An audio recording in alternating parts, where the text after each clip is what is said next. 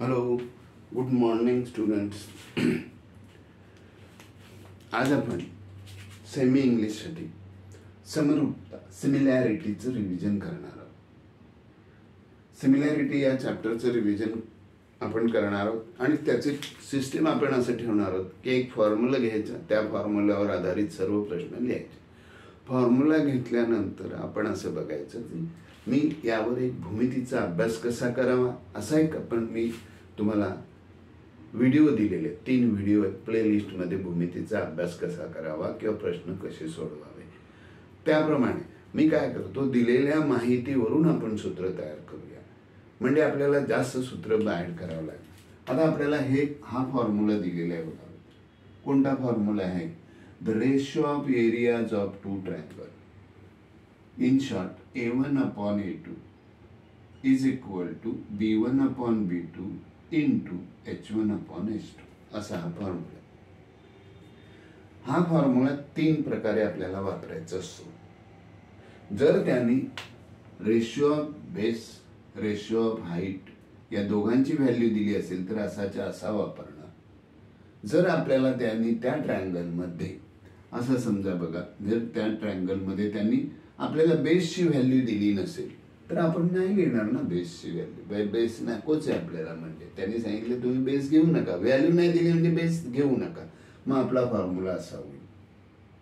जर त्यांनी हाईटची दिली नसेल तर मग आपण हाईट घ्यायचं नाही, म्हणजे हा फॉर्म्युला असा होईल. अशा प्रकारे हा फॉर्म्युला आपण 3 प्रकारे वापरू शकतो. तर यावर आधारित आपण एक प्रश्न पहिल्यांदा करूया. बघा पहिला कोणता प्रश्न करतोय आपण ते. तर यामध्ये काय करूया आपण जरा की बघा, ह्या 2 ट्रायंगल काढतो, हा 2 ट्रायंगल आहेत. फक्त फॉर्म्युला कोणता वापरावा हे फक्त आपल्याला इथे करायचंय. आता या ट्रायंगलमध्ये ही हाईट आहे, हा बेस आहे आणि ही हाईट, इकडे पण ही हाईट आहे आणि हा बेस. बघा इथे आपल्या पुस्तकात हाच प्रश्न दिलेला आहे. ह्याची बेस 9 आहे, हाईट 5, ह्याचा बेस 10 आहे, हाईट 6 आणि find the ratio of areas of two triangle. म्हणजे आपल्याला यामध्ये रेशिओ ऑफ एरियाज काढायचे. रेशिओ म्हणजे काय, ज्याला न्यूमरेटर आणि डिनॉमिनेटर आहे त्याला रेशिओ म्हणतात. आणि या रेशिओ मध्ये एक गोष्ट लक्षात घ्या, जर 5/5 असेल तर हे निघून जाईल, म्हणजे ज्याची व्हॅल्यू इक्वल असेल तो याच्यात घेता येणार नाही. बरोबर. मग आपण याच्यामध्ये काय दिलंय, बेस दिलाय हो, म्हणजे मग B1 upon B2. हाईटची व्हॅल्यू दिले हो, दिले, म्हणून मग H1 upon H2 हा फॉर्म्युला वापरणार ना, म्हणजे वरचाच वापरणार. पण जर त्यांनी आपल्याला असं दिलं, बघूया दुसरी आकृती. क्वेश्चन आहे, आपण रफ फक्त हा फॉर्म्युला कधी वापरायचा, कशावरून, क्वेश्चनवरून. मग आपल्याला बघा अशी एक डायग्राम दिलेली आहे बाळांनो. ही त्याची हाईट आहे, इकडे ही त्याची हाईट आहे. असे 2 ट्रायंगल तुम्हाला त्यांनी दिलेले आहेत. अशा प्रकारे हा AB, हा C आहे, इकडे D आहे. याची मेजरमेंट दिले, त्यांनी सांगितले BC इज इक्वल टू 4 आणि AD इज इक्वल टू 8. आपण या डायग्राम मध्ये भरले, इकडे लिहिलं 4 आणि इकडे लिहिलं 8. या 2 ट्रायंगलचं रेशिओ काढायचं आहे, तर आपल्याला A1 upon A2 म्हणूया आपण. ह्या काढायचा आहे. मग याच्यामध्ये कोणाची व्हॅल्यू दिलेली नाही, तर हा तो बेस आहे. बेसची व्हॅल्यू दिले का नाही, मग आपण बेस घ्यायचा नाही, म्हणजे आपला फॉर्म्युला होणार H1 upon H2. हा एक फॉर्म्युला तयार, बरोबर ना. मग आपल्याला याच्यात व्हॅल्यू भरल्या की आपल्याला H1 आणि H2 ची व्हॅल्यू भरायची. आपण भरूया, चला बघा. 4 upon 8. मग इथे येणार 4 1 4 किंवा 4 1 जा 4, 4 2 जा 8. आणि लगेच आपण इथे 2 लिहितो, हे चुकीचं आहे. अशी घाई करू नका. जॉमेट्री म्हणजे लुक अँड राईट. इथे बघा आणि मग लिहा, तर 1 upon 2 असा आन्सर होईल. ठीक आहे. आपण आता पुढे बघूया. एक जर त्यांनी आपल्याला हाईटची व्हॅल्यू दिलेली नसेल तर बघूया. इकडे बघूया आपण ट्रायंगल मध्ये. हा बघा, असा एक ट्रायंगल दिलाय, असं ट्रायंगल दिलाय. यामध्ये कोणाच्या व्हॅल्यू दिल्यात तेच आपण शोधायचे. ए बी सी आणि डी.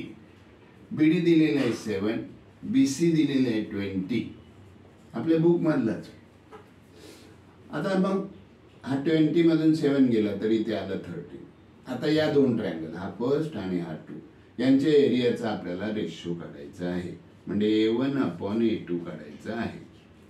आपल्याला बघा कोणाची व्हॅल्यू दिलेली नाही किंवा कोणाची व्हॅल्यू, बीडीला काय म्हणणार, बेसची व्हॅल्यू दिली, डीसीची बेसची व्हॅल्यू दिली, कोणाची व्हॅल्यू दिली नाही, हाईटची दिलेली नाही. मग इथे आपण B1/B2 लिहिणार, हाईट लिहिणार नाही. झालंय आपलं. अशा प्रकारे हे एक सूत्र आपण 3 प्रकारे वापरू शकतो. एवढं लक्षात घ्यायचं बस. हा सेकंड आणि हा थर्ड, हे झाले आपल्या या क्वेश्चनचे 3 टाईप, या फॉर्म्युल्याचे 3 टाईप झाले. मग आता आपण काय करणार आहोत लक्षात घ्या. आता आपण इथे असं लिहूया, सॉरी आपले 3 फॉर्म्युले राहिले, आपण आता प्रश्न असं लिहूया, the ratio of areas of question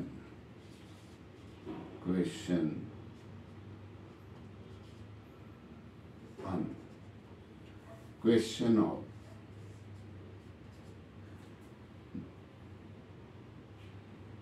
एक मिनिट त्यामुळे आपल्याला असं बघायचं की हे क्वेश्चन कुठे आहेत आपल्या बुकमध्ये. तर आपण इथे असं लिहूया, question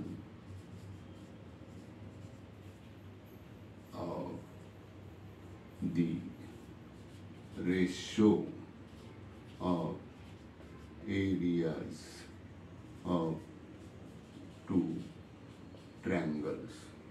Questions of the ratio of areas of 2 triangles. Where these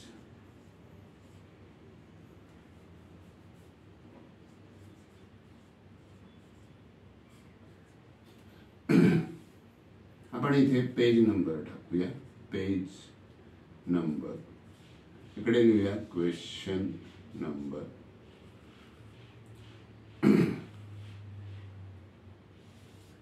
5 number क्वेश्चनवर आपल्याला 1.1 मध्ये क्वेश्चन 1 करायचं आहे. 6 नंबर पेजवर 1.1 मध्ये क्वेश्चन 2 सॉल्व करायचं आहे. आणि पेज नंबर 27 प्रॉब्लेम सेट मध्ये क्वेश्चन करायचे आहेत आपल्याला 2 to 5, 2, 3, 4 आणि 5 ना. असे हे क्वेश्चन आपल्या बुकमध्ये आहेत, ते आपण सगळे एकत्र करणार आहोत. उद्या भेटूया आपण. तर अशा प्रकारे फॉर्म्युला कसा वापरावा एवढा सोपा होतो. एकच फॉर्म्युला करा, त्यावरून दिलेले मेजर असतील तोच भागल्या, उरलेले आपोआप करता येतील. विद्यार्थ्यांनो, मला तुम्हाला मदत करायची आहे. तुम्हाला 10वीला असताना सगळेच मदत करतात, आई बाबा शिक्षक नातलग. त्यामध्ये मी पण एक शिक्षक म्हणून तुम्हाला व्हिडिओवर अशा प्रकारे सेमी इंग्लिशचे क्वेश्चन देणार आहे. तर सगळ्यांनी माझं हे यूट्यूब चॅनल आहे सबस्क्राईब करा, म्हणजे रोज मी एक व्हिडिओ टाकणार आहे. मराठी मीडियमला मी 4 चॅप्टरचे व्हिडिओ टाकलेले आहेत, 1, 2, 3, similarity, Pythagoras, circle and construction, असे 4चे व्हिडिओ सगळे टाकलेले. जर मराठी मीडियमची मुलं असतील त्यांनी याच्यावर बघू शकता. सगळे अगदी व्यवस्थित लावलेले आहेत. तर आपण आता उद्या भेटूया. जास्त वेळ घालवण्यात अर्थ नाही आहे. बाय.